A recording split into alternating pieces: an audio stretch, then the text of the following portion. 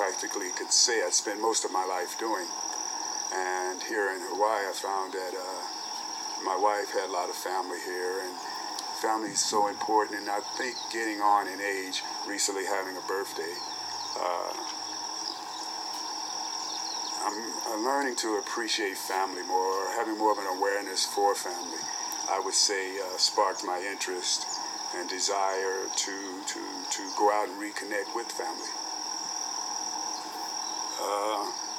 Well, along with getting the desire to find out more about Jack, and I had done all the research I could, I'd say online, and through a family member, I made contact with Jack's daughter, and in Detroit, and she was going to be moving to Chicago within, say, 3 weeks.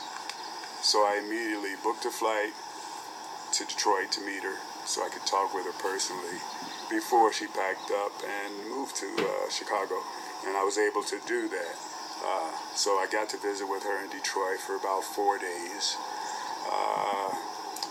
She showed me around Detroit a lot, and we were able to share, she was able to share stories with me about her dad firsthand, and coming from her had a lot of meaning to me because she was there. She was there in that Ford family house that Jack had purchased, where he made a continuation of the Underground Railroad by bringing families up from Alabama, putting them to work in Detroit. They save up a little money and they'd move out, and next family would come, and on and on and on. And one of the cousins that actually put me in touch with Lorraine lived in one of those units in the fourplex. And one of the first things she said when she opened her door, or her heart to me, was that, "Tommy, my daddy was a lamb." And she proceeded to tell me the story of some hobo beggar on the street. And she was walking with her dad, and her dad stopped to talk to this guy, and how she was tugging at him. "No, don't stop. Come on, keep moving on, keep moving on." And and he wait, talk. So he stops, and he spends some time with the man. He talks to him, and time comes, he's ready to move on and go on his way. And Lorraine tells me, she asked him, "Daddy, why did you even bother to talk to that guy?" And his response was, "He needed me." How did it feel to see Edward's name on a plaque among all the other great African American icons?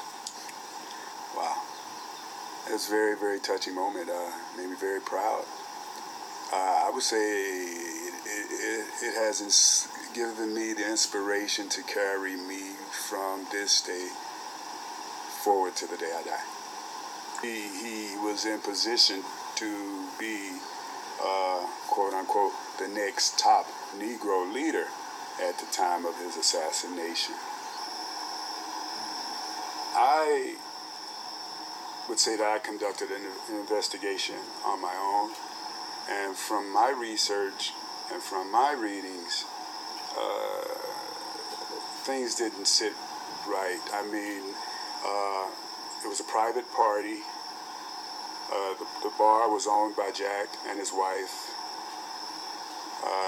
His wife was there running the bar. Jack comes in after dining at a nearby restaurant and takes his seat as normal. Closing time comes, and this gentleman is wakened by one of the waitresses and asked to leave. Well, I don't know, but to be awakened and to wake up and throw glasses and throw another glass and pull out a gun and start shooting, and it was said that I'm going to kill Jack, and to me, that man was planted there. And for what reason, and why would he say I'm going to kill Edwards? And this guy was a truck driver, and it was a UAW party. He had no affiliation with the UAW whatsoever, and I believe that it was an assassination and not just a ballroom brawl. And with Jack bringing to the awareness, I would think August '73, the news release whereby 15 to 20 white police officers in Precinct 5, Detroit Police Department, beat 2 African American police officers. And his stating that, quote, "How are the citizens of Detroit to be safe when those that are in the position of authority to preserve that and to preserve and protect us are not safe from their own?" With him trying to form the group to police the police and meet with the mayor. Well, there was a mayor that went out and a new mayor that came in pretty close to around that same period of time. And one doesn't have to be a rocket scientist. Do a little work. Google the mayor. 74. Coleman Young. Google. Read his bio. Look what he's done, what he said. Look at this city. Look what happened to Detroit while he was mayor. He had great plans for the city. How much of it materialized? Who walked away with their pockets full? Who lost? How many African American businesses in Detroit went belly up once their property was taken by eminent domain? How many homes there are in shambles, burnt, and the city's in a mess? So, in some ways, corrupt police, corrupt mayors wouldn't want Mr. Edwards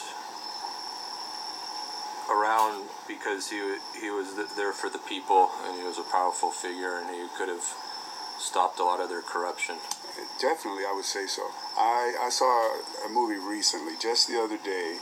I can't recall the movie, but it was said one man's going to try to make a difference.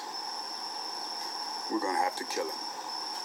Jack was involved in the civic and political life in Detroit, the state of Michigan, and the nation for many years, and has made a substantive contribution, an ardent and persistent fighter in the struggle for civil rights. He was one of the founders of the Trade Union Leadership Council in 1957, and now TULC, mid-LCLU, one of the founders of 1959 of the Negro American Civil Labor Council, headed by Philip Randolph, and one of the founders of the Coalition of Black Trade Unionists in September 1972. Co-director of the Manpower Training and Development Department and chairman of the UAW's Southeast Michigan Community Action Program Council. Jack was a member of many organizations, including NAACP Life Member, Detroit Labor Council Action Council, Detroit Incorporated, Metropolitan Fund Corporation, United Foundation, COBTUU, Citizens Crusade Against Poverty, American Civil Liberties Union, Wayne County Stadium Authority, etc.